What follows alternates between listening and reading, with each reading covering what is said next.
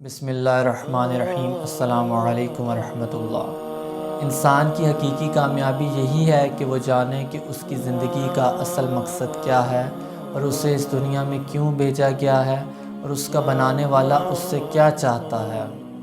دیگر انسانوں کی نسبت مسلمان کے لیے یہ جاننا نہایت آسان ہے، کیونکہ مسلمان کے پاس کلام اللہ ہے، اس مالک الملک کا کلام ہے جو تمام جہانوں کا مالک ہے اور خالق ہے، اور وہ قرآن ہے کہ جس میں ہر چیز کی کھول کھول کر وضاحت کی گئی ہے، جیسا کہ قرآن پاک میں ارشاد باری تعالیٰ ہوتا ہے وَنَزَّلْنَا عَلَيْكَ الْكِتَابَ تِبْيَانًا لِكُلِّ شَيْءٍ وَهُدًى وَرَحْمَةً۔ لہٰذا مسلمان کے لیے اس کی زندگی کا مقصد اور اس کے بنانے والے کی رضا جاننا نہایت آسان ہے۔ اس کے لیے انسان کو کتاب اللہ سے جڑنا پڑے گا کہ اللہ تعالیٰ کی کتاب قرآن پاک میں کیا ہے، اور اسے سمجھ کر پڑھنا پڑے گا اور یہ جاننا پڑے گا کہ اس میں اللہ تعالیٰ کیا فرماتا ہے۔ تو اس بات کو جاننے کے لیے سب سے اہم چیز یہ ہے کہ ہم جانیں کہ قرآن پاک میں اللہ تعالیٰ نے کیا فرمایا ہے اور اسے سمجھ کر پڑھیں، اس کے لیے وقت نکالیں اور یہ جانیں کہ اس دنیا میں ہمیں کیا کرنے کے لیے بھیجا گیا ہے، غفلت میں وقت نہ گزاریں۔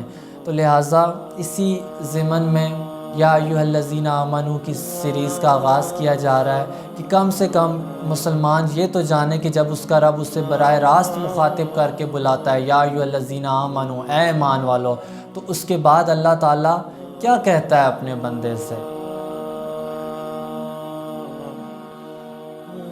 مصحف کے اعتبار سے اللہ تعالیٰ نے سب سے پہلے یا ایھا الذین آمنوا سورہ بقرہ کی آیت نمبر 104 میں کہہ کر مخاطب کیا ہے۔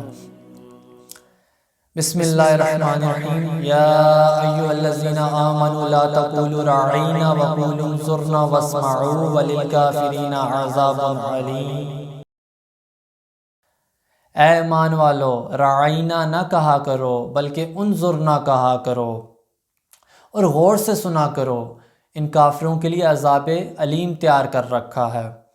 اے ایمان والو، راعینا نہ کہا کرو۔ دراصل اس آیت مبارکہ میں اللہ تعالیٰ اپنے بندوں کو آداب رسالت سکھا رہا ہے کہ اللہ کے نبی کو صلی اللہ تعالیٰ وبارک وسلم کو کیسے مخاطب کرنا چاہیے۔ تو یہ مجلس سے آپ صلی اللہ علیہ وآلہ وسلم کی مجلس کے آداب سکھائے جا رہے ہیں، چونکہ آپ کی مبارک مجلس میں مسلمان بھی بیٹھتے تھے، کفار بھی آتے تھے، یہود بھی آتے تھے۔ خاص کر یہود یہ کام کیا کرتے تھے، وہ اپنے نفاق کی تسکین کے لیے مقصود ہوتا تھا کہ نبی علیہ السلام کی گستاخی کی جائے۔ تو لہٰذا جس طریقے سے یہود کا دیگر مقامات پر بھی نقشہ کھینچا گیا، وہ کہتے تھے سمعنا و اطعنا، ہم نے سنا اور نظر انداز کر دیا، تو ان کی عادت تھی۔ راعینا کہنے سے اس لیے منع کیا گیا ہے کہ راعینا کو وہ ایمفسائز راعینا کہہ کے کہتے ہوتے تھے، پکارتے ہوتے تھے یہود، کیونکہ عبرانی زبان میں راعینا چرواہے کو کہتے تھے۔ معاذ اللہ وہ یہ کہنا چاہتے تھے سنو ہمارے چرواہے، ہماری بات سنو۔ تو جب ان کی طرف متوجہ ہوا جاتا تو وہ تو کہہ دیتے تھے کہ ہم نے راعینا کہا ہے کہ ہماری طرف رعایت کیجیے۔ راعینا کا بیسیکلی مطلب ہے رعایت کرنا، لیکن وہ اسے گھما پھرا کے مولڈ کر کے کہتے تھے، جس کی وجہ سے اس کا اصل مطلب کو ضم کر کے وہ اپنے دل کے نفاق کو ظاہر کرنے کے لیے اور اس کی تسکین کے لیے عجیب سے الفاظ کہہ کے مخاطب کرتے ہوتے تھے، اور راعین کا مطلب احمق بھی ہوتا ہے۔ تو لہٰذا اللہ تعالیٰ اپنے محبوب کی عزت اور احترام کے لیے اتنا کانشیس ہے کہ اللہ تعالیٰ نے کہا نہیں، ایسے الفاظ کا ہی نہ تعین کرو کہ جن کے ذو معنی الفاظ ہوں، مطالب ہوں کہ جن کے بے شمار مطلب نکلتے ہوں۔ تو تم راعینا نہ کہا کرو بلکہ انظرنا کہا کرو کہ یا رسول اللہ ہماری طرف توجہ فرمائیے، نظر کرم فرمائیے۔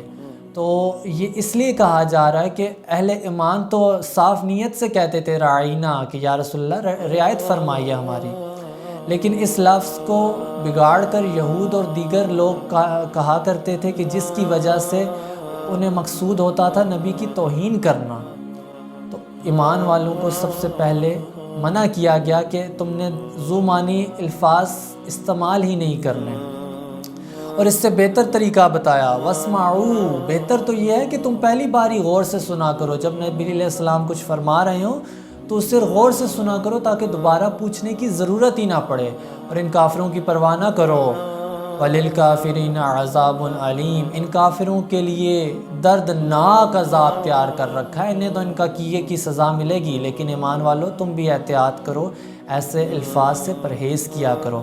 تو سب سے پہلے آیت میں جب اللہ تعالیٰ نے مخاطب کیا یا ایھا الذین آمنوا کہہ کر، تو اس میں آداب رسالت بتائے۔ یہ سلسلہ سیریز اس لیے شروع کی گئی ہے کہ جو قرآن پاک ہے وہ تمام جہانوں کے لیے اور قیامت تک کے لیے رحمت ہے۔ اس میں کوئی شک نہیں کہ اس کے اولین مخاطب عرب تھے، لیکن ہمیں یہ بھی دیکھنا ہوگا کہ قرآن کا عملی زندگی سے کیا تعلق ہے۔ تو اس آیت کا ہماری عملی زندگی سے تعلق یہ ہے کہ جب یہ اپنے سے کسی بلند مقام و مرتبے والے کے پاس جائیں تو آداب کا خیال کریں۔ دوسرا عملی زندگی سے تعلق یہ ہے کہ ذو معنی الفاظ کا استعمال نہ کیا جائے۔ اب یہ بھی سوچنا چاہیے کہ یہود ایسا کرتے کیوں تھے؟ حسد کی وجہ سے۔ وہ نبی علیہ السلام سے حسد کرتے تھے کہ بنی اسماعیل کو اتنا بڑا مقام کیوں مل گیا، ہمیں کیوں نہیں ملا۔ تو ہمیں حسد سے بھی پرہیز کرنا چاہیے، کسی کو بلند مقام پر دیکھ کر اللہ کی حمد و ثنا بیان کرنی چاہیے، کیونکہ یہ اللہ کی دین ہے، بجائے کہ اس سے حسد کیا جائے۔ اس کے علاوہ اس میں عملی زندگی سے تعلق یہ عصبیت کی جڑ کو کاٹا جا رہا ہے کہ خاندانی تعصب، آج فرقہ واریت کی کیوں آگ پھیلی ہوئی ہے؟ تعصب کی بنا پر کہ ہم اس خاندان سے ہیں، ہم یہ نسل سے ہیں، ہمارا یہ سٹیٹس ہے معاشرے میں۔